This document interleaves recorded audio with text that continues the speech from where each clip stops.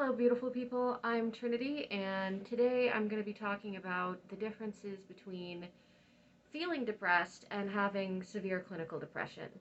The reason I'm going to be talking about this today is because there has been, seems to be a lot of confusion about it, and it can be very, very frustrating for somebody who's got severe intractable depression to have a lot of people who think they understand because they have felt depressed before, trying to will them or force them or somehow give them the secret to not being depressed anymore because they think that they've conquered depression. So I wanted to talk about that a little bit. So first of all, what is the big difference? Well, everybody in their lifetime is going to feel depressed. Feeling depressed is a normal human emotion. It can last for a day, it can last for a week, it can last for a few months, but it goes away. And it happens usually after a loss, after a big change, um, after during a transitionary period in somebody's life. These sorts of situations will cause a person to feel depressed. Now, that is very, very different from having a mental illness. Severe clinical depression is a mental illness, and it is caused by chemical imbalances in the brain. And while it is true that you can go through bouts of remission when you have severe clinical depression, it it comes back. It doesn't go away, and you're often in the state of depression for years, and I mean years without a break. And you get a break, and then it comes right back again. So it's a big, big difference between those two things. It's a problem, people not understanding this, because you wind up with, I assume, well-meaning people who, because they've lost somebody in their life or they've, gone through a hardship, they think they know something about mental illness, and they will come to you and they will give you all of this advice about how you can not be depressed anymore, how you can get over it.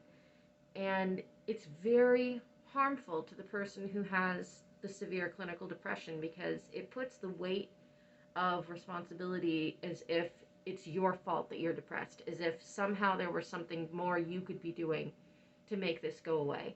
And they give you advice like, well, go outside more. Try keeping a gratitude journal. One of my personal favorites.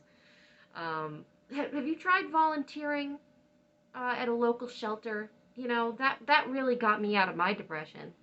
And that's one of the key phrases to look out for when you've got somebody that doesn't know what they're talking about, when they talk about the thing that got me out of my depression. The only thing that's going to get me out of my depression is the right medications. That's it. That's not to say that I don't need therapy. Therapy is extremely helpful whether you've got clinical depression or you're feeling depressed. Therapy is a wonderful thing, and it's a very necessary thing if you have a mental illness, but it's not going to suddenly make you not depressed anymore if you have severe clinical depression, specifically if you have something that goes with it like I do, like bipolar disorder. I'm going to have this for the rest of my life. This isn't going anywhere. The best I can hope for is for it to be better, to be manageable, and for me to be able to live with it. And I think that it's a problem also because you get people, and I've had this happen to me before, where people have given me that standard advice of, well, have you tried going outside more? Well, have you tried keeping a journal? Well, have you tried this or that or the other thing? And when you respond either, yes, I have, or I'm too depressed to do those things, which is often the case, they get angry with you. They start blaming you for your mental health problem, and they start telling you that if you don't want to listen to me, if you don't want my help, then you can go be depressed then. And they get upset with you as if their advice were somehow magical, as if they knew better than your doctor did, or they knew better than you do about your own mental state. So I want to give you an idea of what depression, severe clinical depression, is really like. You're not sad. You're not wandering around crying all the time, though for some they might cry more easily than others. Severe clinical depression is the nothing. I don't know if you've ever seen The Neverending Story. It was a big movie for kids back in the day. and they had this entity called the Nothing that came through, and it gobbled up everything, and it literally left nothing in its path. And that's what it's like. You have no joy, you have no motivation, you have no reward for a job well done when you do manage to find the energy to do something. All of the positive feedback that your brain is supposed to be getting for social interaction, for, accomplishments, for exercise, for all sorts of things like that, those positive feedbacks aren't happening. And you can skate by faking it for a little while without those positive feedbacks, but eventually your brain and your body just go, you're not going to reward me for this. I'm not going to do it anymore. And you reach a point where you just are so empty. It is an ache that you cannot fill, that you cannot do anything about. And brushing your teeth becomes impossible. Getting out of bed becomes impossible. Holding a job becomes impossible. And there's nothing that can cheer you up. Nothing that is going to make you feel better. Nothing temporarily or long term. That's what it's like when you've got severe clinical depression. You are in hell. And cat again. I think this is going to be a theme in these videos, having a cat interrupt every single video, every single time.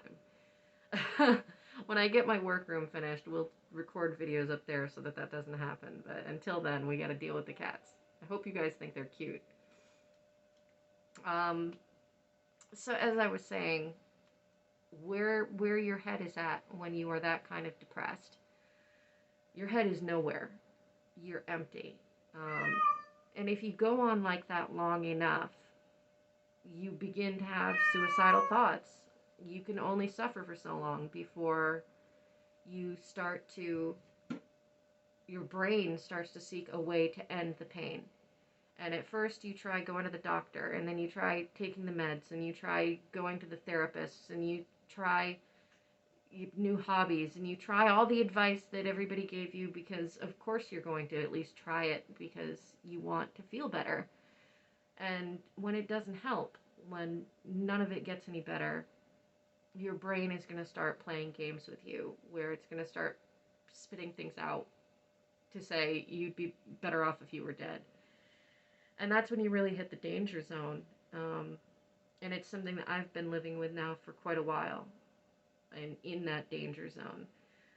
I'm not going to do myself in, but I live with those thoughts, and I live with that constant little voice in the back of my head that says, if you did this, you'd feel better. You could make it all go away. That is not feeling depressed. That is not what you go through normally when you suffer the loss of a loved one. This is not what you go through when you have gone through a hard time. Though a person can have some or all of these symptoms for a short period of time to a degree or another, it's not the same thing. And there is nothing that is going to shake you out of it other than professional treatment. So please, if you are depressed, go to a doctor. Go get help. The reason that I'm doing some of the things I'm doing on this channel is because I've been to the doctor for years. I've been trying to get help for years, and it's not working. So I'm trying a different route.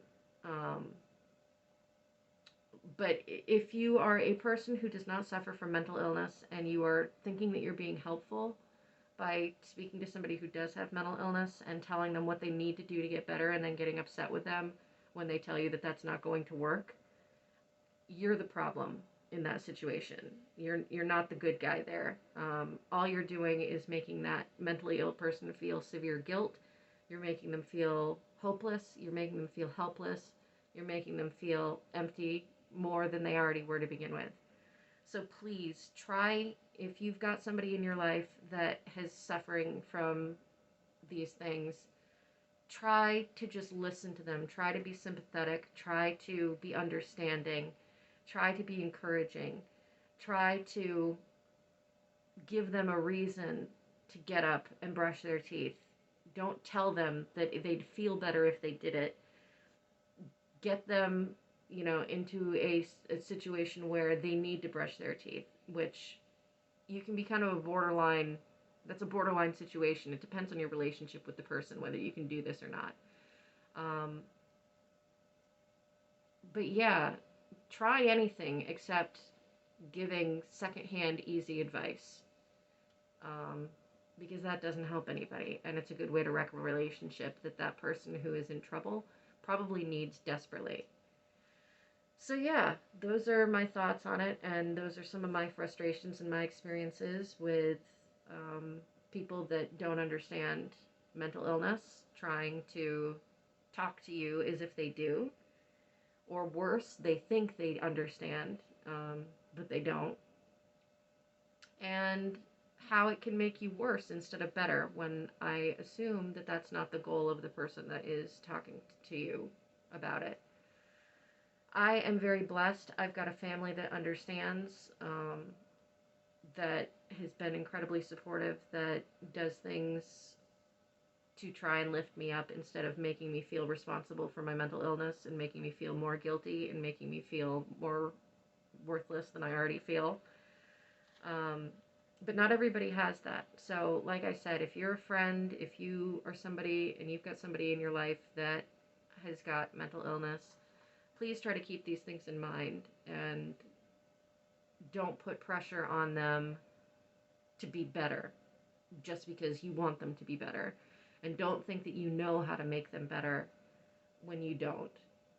Encourage them to go to a doctor, encourage them to go to a psychiatrist, encourage them to get professional counseling. Um, those are the things that you need to be doing for them, aside from just being there for them. So yeah, I guess that's basically what I wanted to talk about. Um, Next time I might get into some more about my history, because on top of the bipolar and the depression, I've got complex PTSD, and I feel like I'm at a point in my life where some of those reasons for that are things that I'm ready to share with the world. Whether anybody ever watches these videos or not, that's not the point of me making them. The point of me making these videos is for myself, for my own therapy, for needing to be heard, needing to speak the words and get them out in a way that is different than talking to a therapist. In a place where I feel I can say what I need to say, and I don't have somebody looking back at me with any expectations. And I'm hoping that some of this stuff will be, at the very least, entertaining and perhaps even helpful to somebody else going through similar things. So that's it. And again, as always, there's the disclaimer. Like I said, I'm not a professional of any kind. These are all just my thoughts and opinions. And just because you see me do something on this channel or think something on this channel, that doesn't necessarily mean that that's what you should be doing or that it's the right way to do it. This is just me sharing my journey. So I guess that covers it. Alrighty. I will see you guys in the next video. I will link, I've created a Discord server for anybody that wants to chat, and I'll put a link to that down below. Like, subscribe, do all the fun stuff, and I'll see you in the next video. Alrighty. Bye-bye.